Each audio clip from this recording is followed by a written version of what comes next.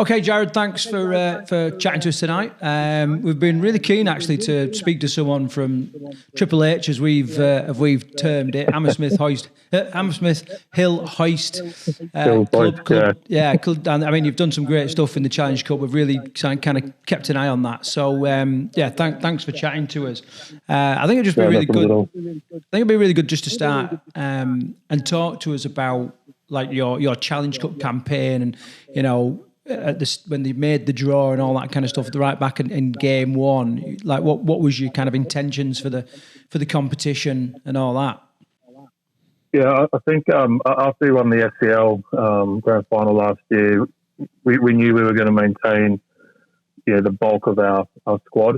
In previous years, people have left straight after, or usually travelling or whatever, or maybe even go back to Australia for a holiday. But this year, most of the guys were hanging around. So unlike previous campaigns, we were able to get some training sessions in. I think the West Bowling result it kind of demonstrates that the most.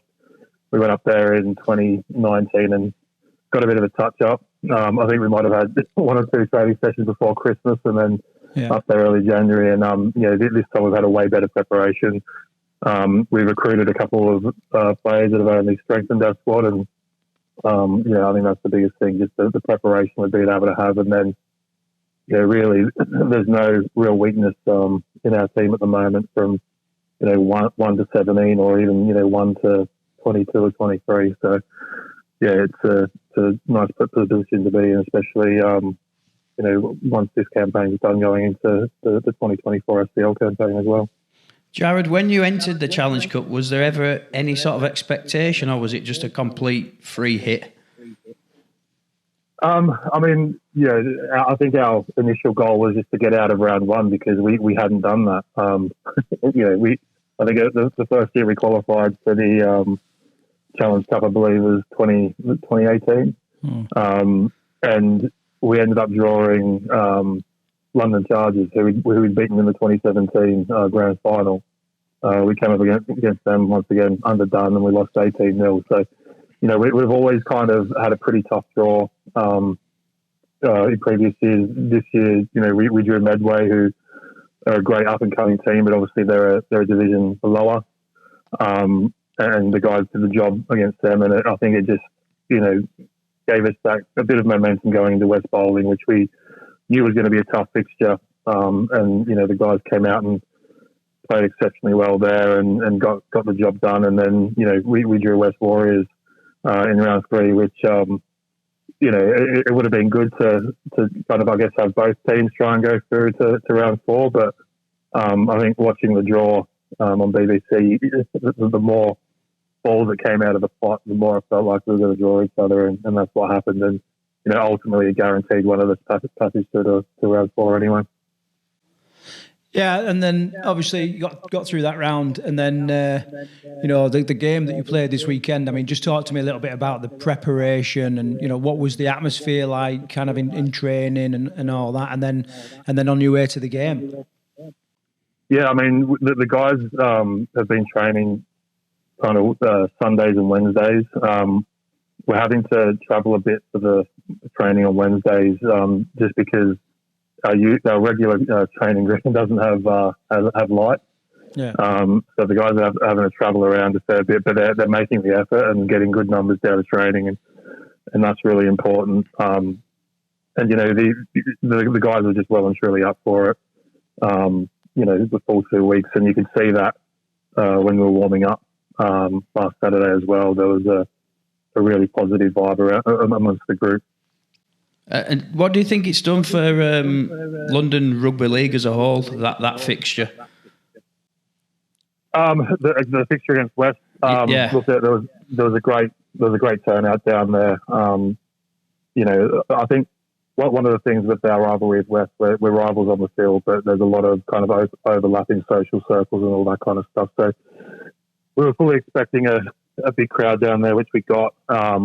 But I think just in terms of the game down south, we can see on our social media platforms, we're getting additional followers and all that kind of thing. There's a genuine interest there, which is great to see. So hopefully it's something that we can springboard off and continue to grow the game down here, and hopefully the Southern Conference League can go from strength to strength off the back of it. Yeah, the Southern Conference League's certainly looking the strongest it's ever looked for a long time in it this year. Looking at Halifax, then, what are your sort of expectations for this game? Are you looking to have a real crack at them? Yeah, I mean, look, the guys are just so keen for it, and as I said to them after the game on Saturday, we kind of spoke briefly about what's to come next, and ultimately, we know they're a semi-professional side. They're going to be fast, they're going to be fit, but they've got 2 arms and 2 legs, and a lot of our guys, they're in their early to mid-20s. They've all come out of NRL systems in Australia, so they've played against this caliber of player growing up.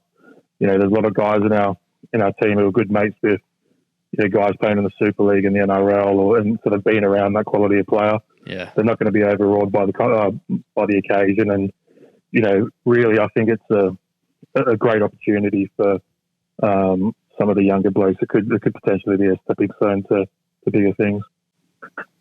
I mean, I'm a bit torn with this feature because obviously our podcast traditionally is outside the heartlands. I was actually born in Halifax, so and Halifax, it's my hometown. But I have got like a soft spot for your team. Everybody loves a giant killing, though, don't they? Yeah, no, and and I think if you can really do a number on Halifax, it'd be fantastic. So, really good luck with that. Are you changing anything slightly for this upcoming game, or you keep sticking to the same game plan and all that? How are you going to play it? Look, I think we're probably going to essentially stick to what we've been doing. There's going to be a couple of changes to the squad just because of injury. We had a couple of HIAs against West, so we kind of finished the game down three front rowers. Right. So that's something we need to address. But ultimately we've still got the same spine, which is in rugby league it's hugely important. And we've got a couple of guys coming back who were injured for the game against West and even the game against West Bowling. So they'll be crucial additions. But, I think in terms of our preparation, our game plan won't change. We're hoping to get up there on the Friday night. Yeah. Give the guys, or just under 24 hours to acclimatise. And then hopefully, we can get out there and put our best foot forward. We're under no false illusions. We know there's some quality in that side. You only have to look at one G Widdop who's got something like 300 professional games under his belt. So, but as I said, the guys are just so up for the challenge. So I'm really looking forward to it as well. Well, if you need any advice on where to eat and decent curry houses, just feel free to ask us.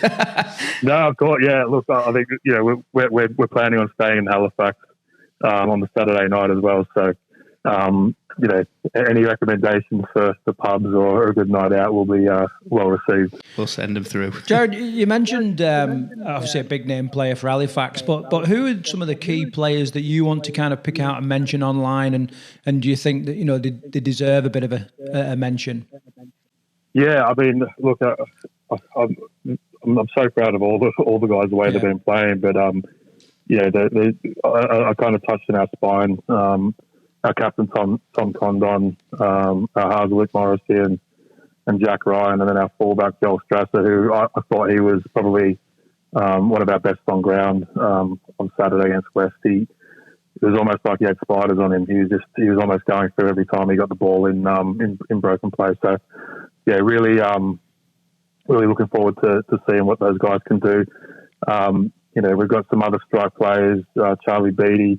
There's a couple that are going to be out, unfortunately. Yeah. There's still a couple under question mark, with a question mark over their heads in the forward pack. But guys like Harry Wecker, he scored a try on the weekend, and we call him the Frankenstein because he looks like he's falling apart, but sometimes somehow he just keeps on going and coming up with big plays like scoring tries in pivotal moments. So yeah, I could go through the whole team, guys, but they're probably some of the key ones that to keep an eye on. Jared, we'll be keeping a real close eye on this fixture. We may even get there if we can. I know you're doing a bit of a fundraising to help with the costs for the club for the Halifax fixture. Do you want to just mention that? Yeah, look, we were kind of the committee was kind of having a conversation on Sunday about potentially advertising for a sponsor to help cover the costs, and I said, well, why don't we just try a GoFundMe, because I myself have been at the club for this is my 10th season, and obviously there's guys who've been around it since its inception in 2008. So we did the GoFundMe, and it's been an overwhelming response. Not only from our community, but there's also been Halifax supporters who have contributed to the GoFundMe as well. So, amazing.